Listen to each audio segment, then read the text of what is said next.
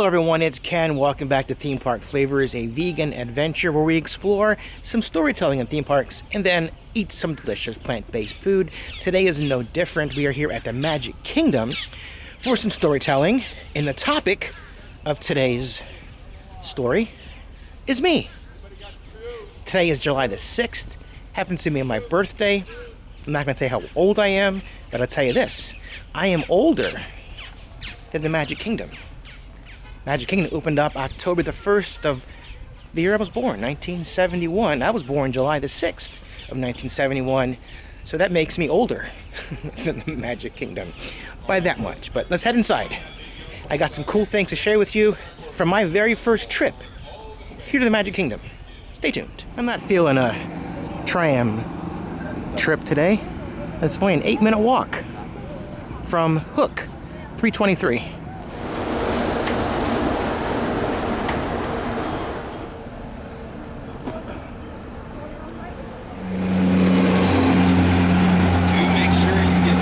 Alright, time to make an important choice. Monorail or ferry boat?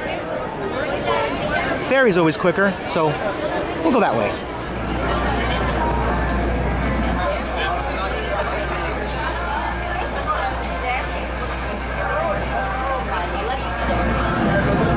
You ask that while on board, the stairs remain clear while the boat is in motion. Once again.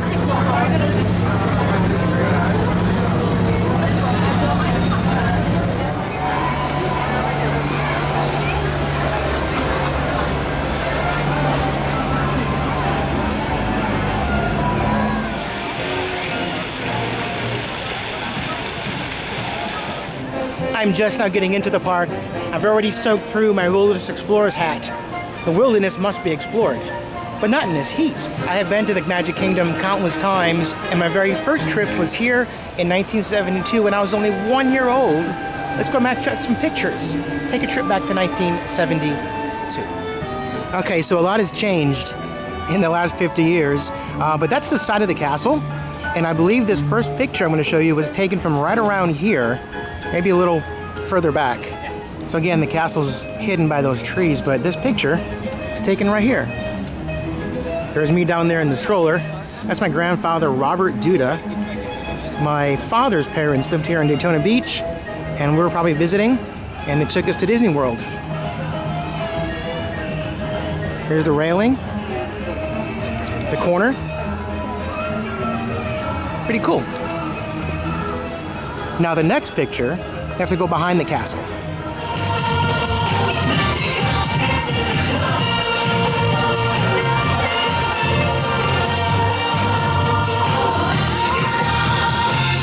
I'm so glad you all made it to the celebration!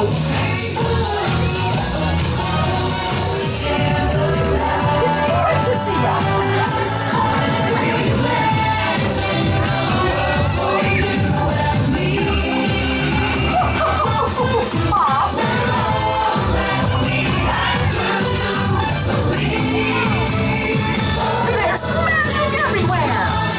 Hey, you know, when there's a cavalcade, you gotta stop. Right now I'm gonna meet you guys way up there. Okay, I like to think the person who took this next photo was standing right here. Notice that little curvature in the wall right here? And right there in the middle of it is this little light. Well, this picture was taken right here. There's my mom pushing me up the hill, back in that stroller again, and right behind her is that little fixture. Pretty cool. Here are a few more from that collection. There's me napping in that stroller. And one more. This to me looks like somewhere in Tomorrowland, just based off the walls, but I'm not gonna go find the exact location. But I want to share with you some more photos. While we're here at Liberty Square, let me share with you some fun facts. There are 13 lanterns in this tree for the 13 original colonies. And let's settle a debate. What is that running down the middle of the street? Some people believe that it is, in fact, raw sewage because there was no plumbing available during this time in American history. I don't think it's raw sewage at all. I have a separate idea, a theory. And I'll show you what I'm talking about when we get over here. See, this is the East Coast, right? Over there is the West. And what must you do to go from the East to the West? Or from the West back to the East? I believe this represents the mighty Mississippi River. See how it flows under here? And then it flows out to here. You've got to cross over the mighty Mississippi to go from one coast to the other. Raw sewage or a river. Either way, it's a river of something, whatever you believe. This replica of the Liberty Bell was made from the original mold of the original Liberty Bell.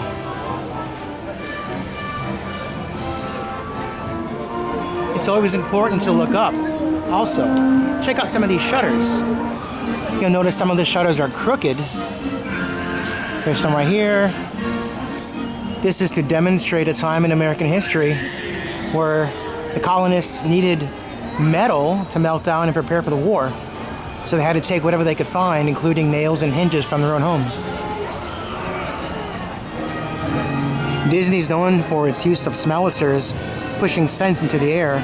I was pulled into the Christmas shop here because there's a strong scent of Christmas tree pine inside the restaurant. I mean, not restaurant, store. This is also fun too.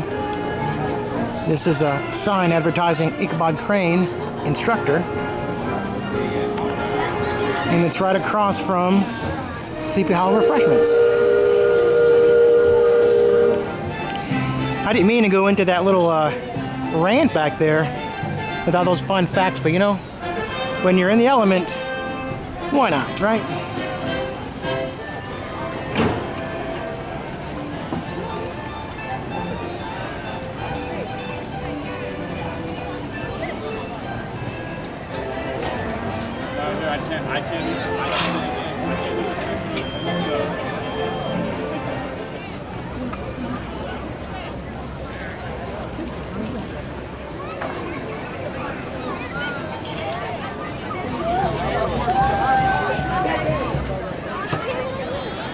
Also, don't forget to look down. Sometimes it's time to stop and smell the roses. Well, these aren't really roses, but you get the idea.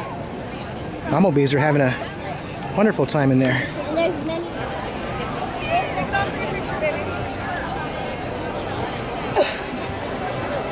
Okay, so there are plant-based options at Magic Kingdom, but I've had something on my radar for a while and want to give it a try today.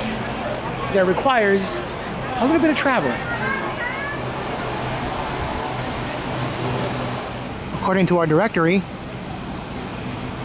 number 17. That way.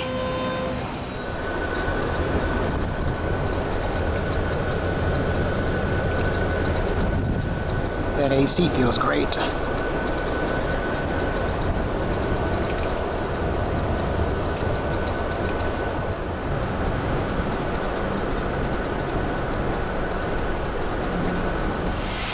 That was a very relaxing, very ice-cold, air-conditioned bus ride here to Saratoga Springs. As you can tell, I was the only one on the bus. Had a chance to cool off a little bit, get away from the hustle and the bustle. And now we're looking for a restaurant called Artist's Point. I think that's what it's called. I was mistaken. It's called the Artist's Pallet. And it's right here at number 3.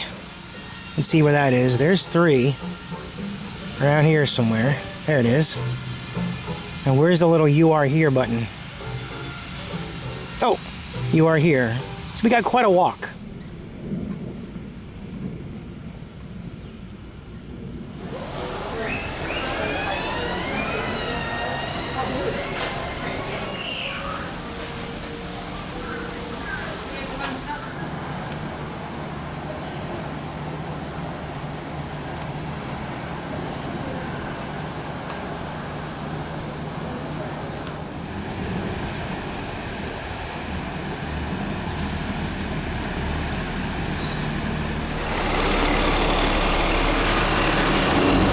Once again, the whole bus to myself. Well, you're here with me too, so we have the bus to ourselves.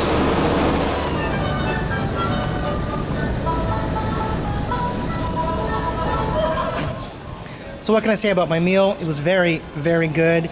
Just under $12, but I got a lot of food for that price. The best part, I think, was the salad. It was very well dressed, with a nice tangy vinaigrette dressing. There was a little hint of like a plant-based feta on there that gave it a little creaminess. Also, they had these like fried or roasted, oven roasted chickpeas that were really good. Had a nice crunch to it.